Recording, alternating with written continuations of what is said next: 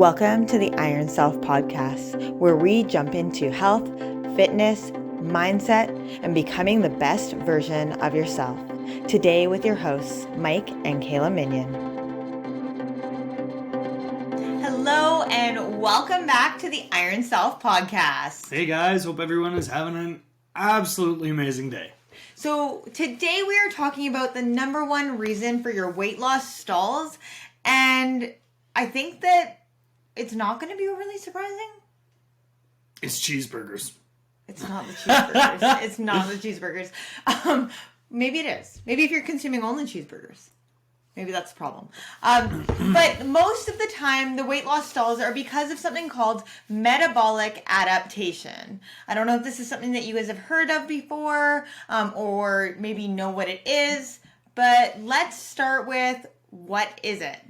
Okay, well, this is something you guys have probably heard us say a few times over the years. Metabolic adaptation is where your metabolism starts to, I'm going to say, get wise to your routine. It starts to realize how much food you normally eat, how much activity you normally have, and it starts to regulate the systems in your body to be as efficient as possible.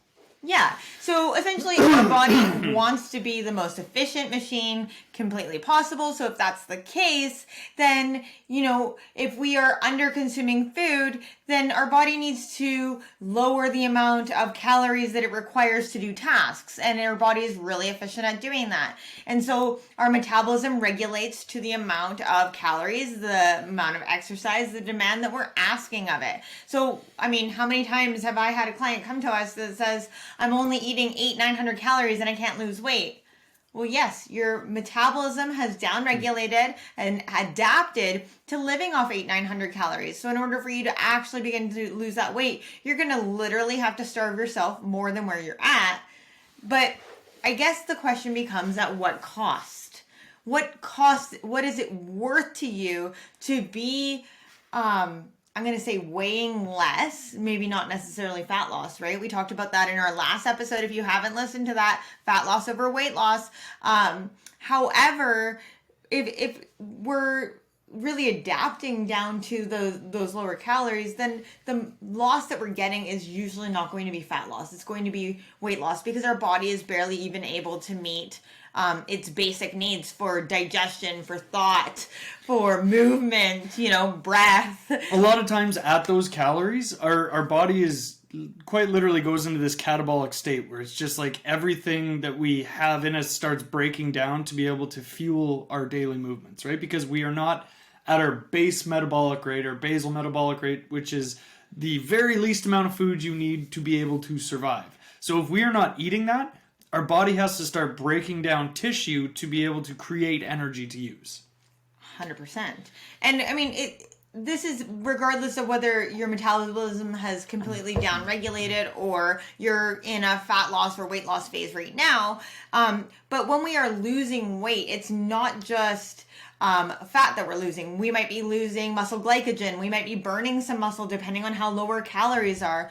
It might be water weight. It might be electrolytes. It might be poop. There's just so much that really goes into actual weight loss. So from the metabolic adaptation, it's like, well, how do we mitigate this? Yeah. So let's take a step back and look at the picture of metabolic adaptation, right? So tell a little bit of a story almost. So let's say this is Jane. I'm just picking a fun name. Jane, we love you. So let's just say that this person has been eating 1,200 calories and they had great success at first, right? They started this project on themselves. They wanted to lose a bit of weight, feel a bit better about themselves, really start to step into this new awesome version of themselves. Great. So they start with 12, 13, whatever, lower amount of calories than they were previously eating. So right off the start, this person's chances are is going to experience a bit of success. They're going to see some pounds dropping off the scale. They might notice they're feeling a little bit better. But the problem with this is that if you just stay at that 12, 1,300 calories, whatever it is, and you stay at that exact amount of calories and just expect that weight to keep coming off, this is what we're talking about with metabolic adaptation. Our bodies will figure out, hey, I'm only ever being fed 12 or 1300 calories. So that's what I have to survive on now. So now I need to regulate my internal processes to be able to compensate for these lower calories. So right off the start, you'll see that weight loss because your body isn't used to those fewer amount of calories. So your body's like, wow, we're only getting this many calories. So we need to start fueling our body. So we start burning calories to create this, okay? Now, as we stay in this calorie deficit, our body gets wise to that. And our body's like, hold on a second. I know you're only going to feed me 12 or 1300 calories. So that means I'm just going to blink less. I'm going to breathe less. Hell, my heart is going to beat less. I'm just going to slow all these processes down. Digestion? Boop! Send it out the back door. We're not pooping for 3 days because your body will figure out how to do that, right? Beautiful thing. Libido? You don't need a libido Sex, when you're not eating. You don't need sex when you eat this little. So yeah, you don't need to procreate. So this is where your body hits these states where it's like, I'll figure out how to get through on these lower calories, and now I'm going to sustain my weight. Because again, our bodies are a beautiful machine. So our bodies want to be the biggest they've ever been. So when we stay at these calories, then our body's like, okay, hold on. We actually figured out how to store some of these because now we don't have to do as much with their processes in our body. So we have these extra calories and we're going to store them because we don't know if we're going to get fed again soon. This is that metabolic adaptation. This is where bodily processes slow down. So the calories we are eating that used to serve us and used to help us lose weight are now actually above where our maintenance calories or where these new calories limitations, I'll call them, are to be able to sustain this weight loss. So this is why we say whenever somebody's dieting, if you start dieting and you're like, I'm going to start at 1,000 calories and lose weight, and you probably will. You'll probably be successful with that for the first little bit. First 4 to 6 weeks. But then how do you continue to lose weight? Because at 1,000 calories, going under that can be straight up dangerous, right? Yeah. Like we are in a straight up starvation mode at that point. So this is that metabolic adaptation. I just wanted to paint that picture before we dove too far in. So things that, like Mike mentioned, things that go down with metabolic adaptation. So he mentioned your breath rate, your heart rate, libido, digestions, what was it? Sleep is the other one that goes down. Like body movement. How often do you talk with your hands, right? Your non-exercise activity, right? Yeah. All these things start to go down. So some of them you have a little bit more control over than others. But at the end of the day, in regards to metabolic adaptation, we don't have a huge amount of control. So how do we begin to mitigate the metabolic adaptation? So number one is going to be having enough muscle mass.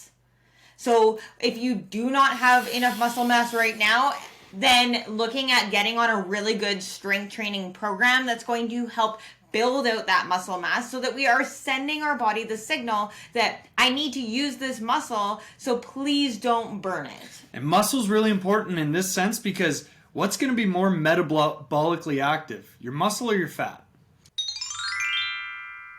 If you're ready to make a change in your life, step into the best version of you, check out our Iron Self Transformation Program. Find more info on our website, www.ironbodycoach.com.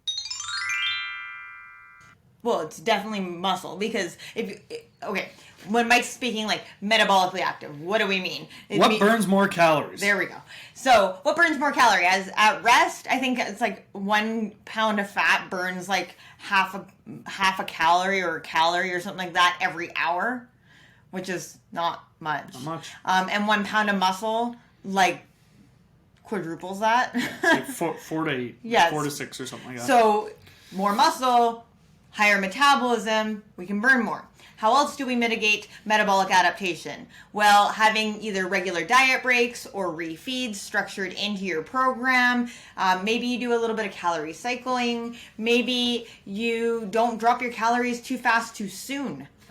I mean, we talked about that in fat loss over weight loss, right? If you're looking for scale weight changes, there's lots of ways to change your scale weight, and dropping calories really fast is one way to change the scale weight. But are you going to get fat loss? Not necessarily. So not dropping calories too fast too soon, and then not over exercising, right? And too much stress. It's too much stress. So stress will be another one for sure, but this is an added stress, right?